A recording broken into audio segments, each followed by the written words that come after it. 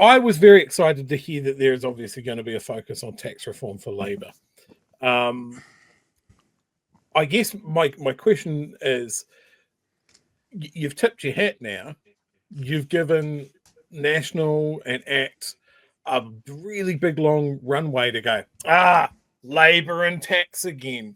So how are you going to combat that and talk to, I guess, middle income earners, low income earners, and say, hey, look, we're talking about increasing tax. It's not you. Yeah.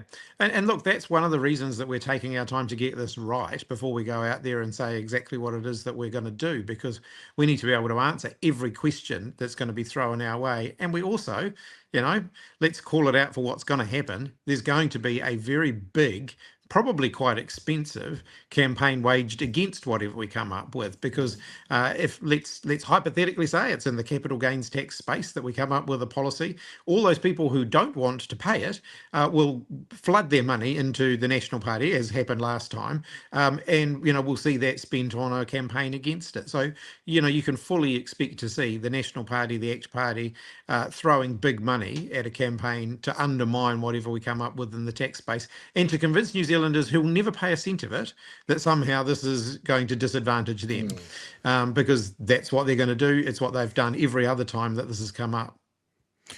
One of the things I hear Chewie saying, and Chewie says this a lot, is like when we're talking about the tax, etc., we're going to be paying more of. Chewie says, "Are you earning over $130,000? Then it's not going to impact you." So the messaging is so very important, and I wonder if Chloe said it in the House last week, and a guy called Gary Stevenson, or Gary's Economics from the UK, said it on Piers Morgan's show 2 weeks ago. Chewie, do you want to stand up for a bit? Show us your T-shirt. Here's an idea for you, Chris. Tax work less, tax wealth more. I've listened to some of Gary's economics podcasts. He swears almost as much as you guys do. He's great. That's why we like him. That's why we like him.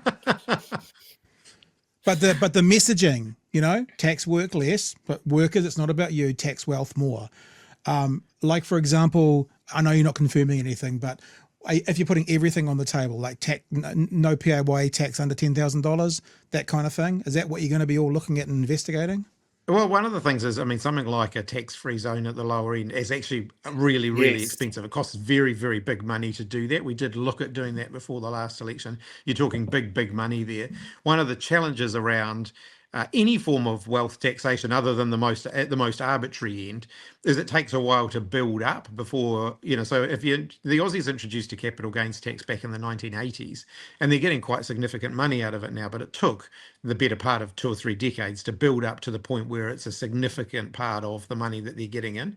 So a tax switch from something like a capital gains tax would be very, very modest in the beginning. Because it takes some time to build up before you start getting much money out of it. So we can't talk specifics, but is there, so I'm thinking there's CGT, there's wealth tax, there's death tax, there's land tax, there's all these different things that other countries do all or some of. Is there anything out of that kind of generic worldwide way of gathering tax that you already are thinking, nah, that doesn't sound like us? Like, is the tax-free under 10,000, are you kind of saying that doesn't really sound like us, it's too expensive? Oh, no, I think, in an ideal world, yeah, it's great. I personally think that at the lower end, a tax-free zone, the Australians have one, would actually be very good for low-income New Zealand workers. And the thing about it is it benefits everybody to the same amount. So as I was going to say, if you're going to reduce personal income taxes, that's where I would personally start with that. But if you look around the world at some of those other taxes, capital gains tax is very common in other countries. We're actually a bit of an international outlier in not having one. Wealth tax is very uncommon. Many of the countries that had them found that after a period of time they got rid of them because people just figure out ways of avoiding them. And so, there's those issues that you'd have to work with.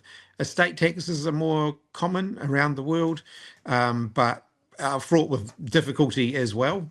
And in a country like New Zealand, you'd have lots of issues to work through around things like inheriting the family farm and all of that kind of stuff that you'd have to work through. Yeah. It's not an easy one.